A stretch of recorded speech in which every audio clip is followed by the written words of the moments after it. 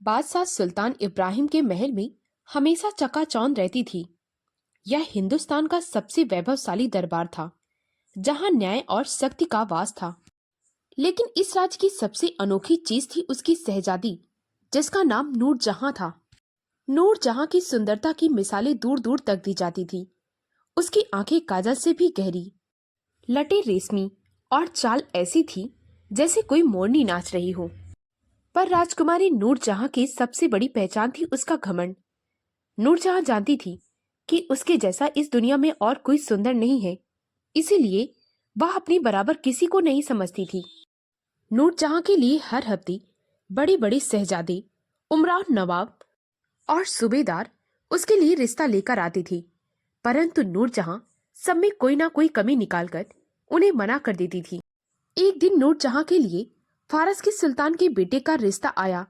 वह एक बहादुर और सुशील राजकुमार था, जिसकी तलवार की धार और दिल के नेक दिली की मिसालें दी जाती थी।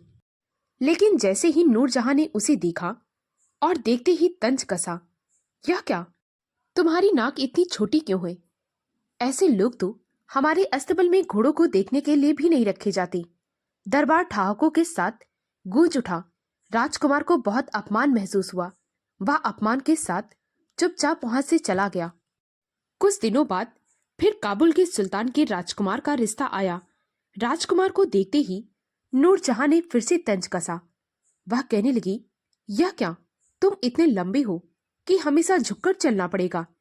तुम किसी राजा के दामाद नहीं, बल्कि एक दरबान बनने के लायक हो। इसी तरह हर बार नूरजहां की बातें किसी न किसी के सम्मान को तार तार कर देती थी। नूरजहां को अपनी सुंदरता का बहुत घमंड था।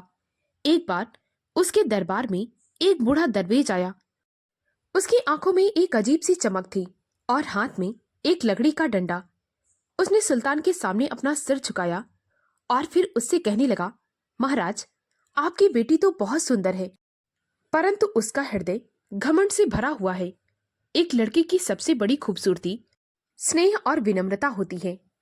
अगर ये दोनों ना हो तो सुंदरता भी श्राप बन जाती है। नूरजहां यह सब सुनकर जोर जोर से ठहाके मारकर हंसने लगी और बोली, अरे बूढ़े, तो क्या जाने खूबसूरती क्या होती है? कभी तुमने मेरे जैसी खूबसूरती कहीं और देखी है?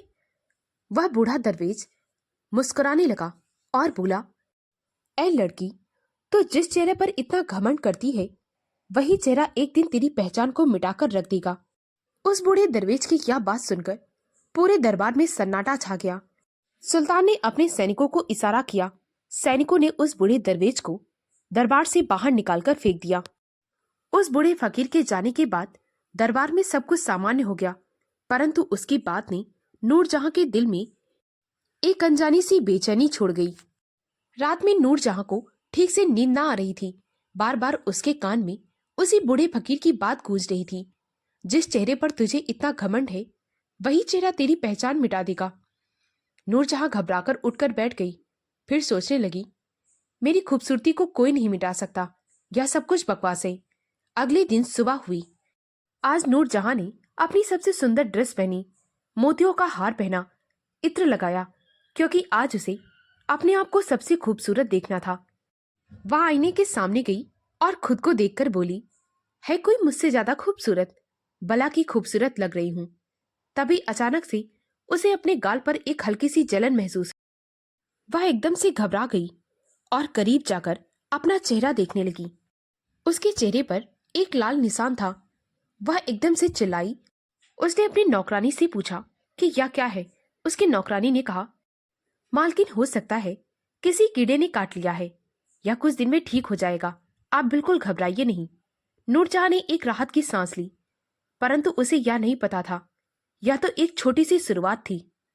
कुछ दिनों बाद वह दाग बड़ा होने लगा। उसके चेहरे पर अजीब अजीब से दाग उभरने लगे। वह कितनी ही दवाइयां, उपटन और हकीमों के नुस्खे आजमाती, परंतु किसी का कोई असर न हुआ। जिन आईनों के सामने वह घंटों बैठकर खुद को निहारती थी, आज जब उन आईनों में खुद को देखती तो उसके मुंह से चीख निकल जाती। जब इस बात की खबर बादशाह सुल्तान को पता चली तो उसने दूर दूर से बहुत सारे हकीम बुलवाए। नूरजहां का बहुत इलाज करवाया गया, परंतु किसी भी हकीम को नूरजहां की बीमारी के बारे में कुछ पता ना चल पा रहा था। कुछ दिनों बाद उसका चेहरा इतना बिगड़ गया कि महल में सभी लोग उसको पहचान नहीं पा रहे थे। लोगों को नूरजहां का चेहरा देखना पसंद नहीं था। लोग उसे देखते तो अपना मुंह फेर लेते। दरबार में सभी लोग आपस में फुसफुसाकर बातें करते। क्या ये वही नूरजहां है जिसकी सुंदरता के सामने सब कुछ फीका था? हमें तो लगता है या उसी बूढ़े परवेज की बद्दुआ का असर है। एक दिन बादशाह सुल्तान ने नूरजहां को अपने पास बुलाया और कहने लगे, बेटी, मैं तुम्हारी तकलीफ को अच्छे से समझता हूँ, परंतु महल में तुम्हारी बीमारी किसी और को ना हो, इसीलिए जब तक तुम्हारी बीमारी ठीक नहीं हो जाती तुम्हें महल से दूर रहना होगा। यह सुनकर नूरजहां कहने लगी, अब्बा हुजूर, आप मुझे खुद से दूर कर रहे हैं। आप मेरे साथ ऐसा क्यों कर रहे हैं? बादशाह ने कहा, मैं तुम्हें हमेशा के लिए नहीं भेज रहा हूं बेटी। जैसे ही तुम्हारा चेहरा ठीक हो जाएगा मैं तुम्हें वापस बुला लूंगा। नूरजहां को समझ में आ गया था कि वह अब महल कभी वापस नहीं आ सकती। महल का दरवाजा खोला गया। दरवाजे पर एक मामूली सी पालकी खड़ी थी। नूरजहां उसी पालकी में बैठ गई। जिस महल में उसकी खूबसूरती के चर्चे होते थे, आज उसी महल से बेइज्जत होकर निकाल दिया गया। जब वह जा रही थी तो सड़कों पर जब लोग उसे देखते तो वे आपस में फुसफुसाते, क्या ये वही नूरजहां है जिसकी खूबसूरती देखने के लिए लोग बेताब रहते थे? और आज इसके घमंड ने इसे ऐसा बना दिया है कि लोग इसे देखना भी नहीं चाहते। नूरजहां को एक पुराने से सराय में छोड़ दिया गया जहां पर वह अकेली थी। उसके साथ थी तो एक बूढ़ी नौकरानी जो बचपन से नूरजहां के साथ में थी। उस बूढ़ी नौकरानी ने नूरजहां को समझाने की कोशिश की, बेटी, किस्मत का लिखा कोई भी नहीं मिटा सकता। नूरजहां इस बात को मानने को तैयार नहीं थी। एक दिन नूरजहां सराय के बाहर बैठी हुई थी, तभी उसे वही बूढ़ा दरवेश दिखाई दिया जिसका अपमान नूरजहां ने किया था। नूरजहां को देखकर परवेज ने कहा, बेटी, अब तुम्हें समझ आया कि खूबसूरती पर घमंड करना कितना खतरनाक हो सकता है। नूरजहां उस बूढ़े परवेज का मजाक उड़ाती, परंतु आज उसके पास मजाक उड़ाने के लिए कुछ भी नहीं था। वह सिर झुकाए बैठी भी थी। उसने कहा, इस सब में मेरी क्या गलती थी? उस बूढ़े परवेज ने कहा, बेटी, ना जाने तुमने अपनी खूबसूरती के चलते कितने लोगों का मजाक बनाया है, कितने लोगों का अपमान किया है। तुम्हें उसी की सजा मिल रही है। नूरजहां को पहली बार अपनी गलती का एहसास हुआ था। उसकी आंखों के सामने वही चेहरे बार बार घूमने लगे जिनका कभी नूरजहां ने अपमान किया था। वह फूट फूट कर रोने लगी और कहने लगी, क्या अब कोई रास्ता नहीं है जिससे मैं पहले जैसी हो जाऊं? बूढ़े परवेज ने कहा, अगर इंसान अपने गुनाहों को दिल से मान ले और सच में बदल जाए तो खुदा भी उसे माफ कर देता है। तुम्हें अभी बहुत सी कठिनाइयों को पार करना होगा। नूरजहां, जो हमेशा हीरे जावरात में लदी रहती थी, आज वह फटे पुराने कपड़े पहने हुए चुपचाप सराय में पड़ी रहती।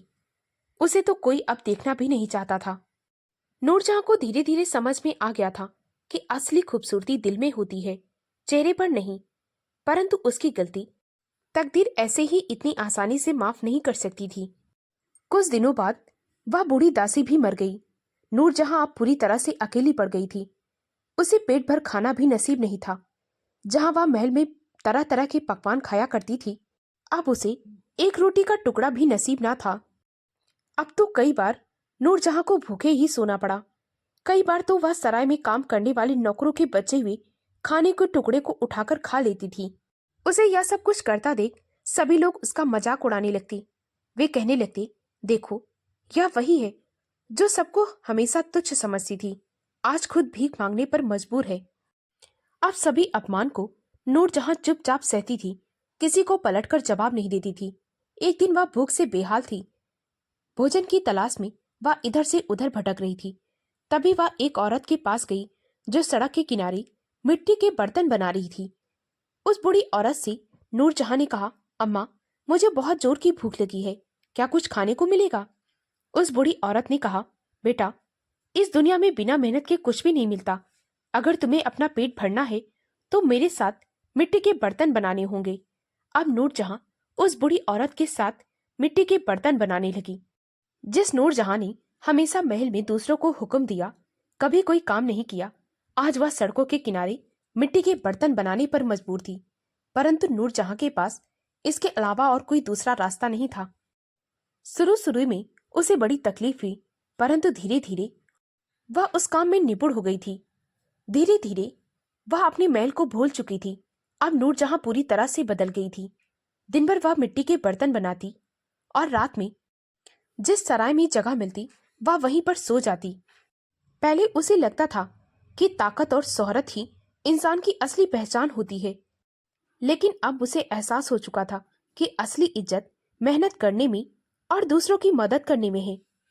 एक दिन नूरजहां ने सड़क के किनारे एक छोटे से लड़के को देखा जो भूख से तड़प रहा था।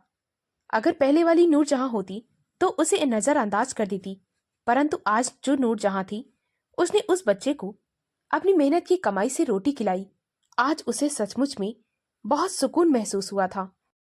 अब तो नूरजहां पूरी तरह से एक आम औरत बन गई थी। वह मिट्टी के बर्तन बनाती, लोगों के घर कपड़े धोती, सफाई करती। यह सब कुछ करते हुए उसे जरा सी भी शर्म महसूस नहीं होती थी। एक दिन जब नूरजहां सड़क के किनारे मिट्टी के बर्तन बेच रही थी तो उसी जगह से एक राजकुमार गुजरा जिसका नाम उमर सिंह था। उमर सिंह बहुत रौबदार था। नूरजहां ने उसकी तरफ देखा भी नहीं, क्योंकि अब उसे किसी की दौलत और शानो शौकत से कोई फर्क नहीं पड़ता था। तभी उसी समय अचानक से सड़क पर एक छोटा सा बच्चा गिर गया। सैनिक उस बच्चे को हटाने लगे। नूरजहां दौड़कर उस बच्चे के पास गई। उसने बच्चे को उठाया। वह बच्चा रोटी मांग रहा था। नूरजहां ने अपने झोले से एक रोटी निकाली और बड़े ही प्यार से उस बच्चे को अपने हाथ से खिलाया। यह सब कुछ देखकर राजकुमार अपनी घोड़ी से उतरा और बोला, क्या तुम्हें इस गरीब बच्चे को अपने हाथ से उठाकर अपने हाथ से रोटी खिलाने में कोई शर्म नहीं आई? नूरजहां ने उसकी आंखों में देखा और कहने लगी, मुझे शर्म तो तब आती थी जब मैं लोगों का मजाक उड़ाया करती थी। अब तो मुझे सुकून मिलता है कि मैं किसी के काम आ रही हूँ। राजकुमार उमर सिंह को लगा कि एक मामूली सी औरत इतनी बड़ी बड़ी बातें कैसे कर सकती है। जब राजकुमार ने नूरजहां के बारे में पता किया तो उसे पता चला कि यह वही शहजादी है जो कभी बहुत सुंदर हुआ करती थी और अपनी सुंदरता के घमंड में लोगों का मजाक उड़ाया करती थी। राजकुमार सोचने लगा कि कोई इंसान इतना कैसे बदल सकता है। उसने नूरजहां की परीक्षा लेना चाहिए। एक दिन वह नूरजहां के पास आया और कहने लगा, मुझे तुम्हारे बारे में सब कुछ पता चल चुका है। क्या अगर तुम्हें अपने महल में रहने का फिर से एक बार मौका मिले तो तुम वहां पर रहना पसंद करोगी? इस पर नूरजहां ने कहा, पहले मुझे लगता था कि दुनिया का सबसे अच्छा सुकून शाही महलों में है, लेकिन मैं गलत थी। अब मुझे समझ में आ गया है कि सुकून शाही महलों में नहीं बल्कि लोगों के बीच रहने में है, उनकी मदद करने में है। मुझे अब दौलत और हुस्न की जरूरत नहीं।